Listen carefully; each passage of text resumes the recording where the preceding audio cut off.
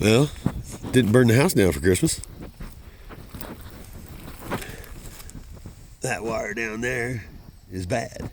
It goes underground to the house. I replaced it temporary with this wire. It goes on top of the ground to the house. Things are much better now.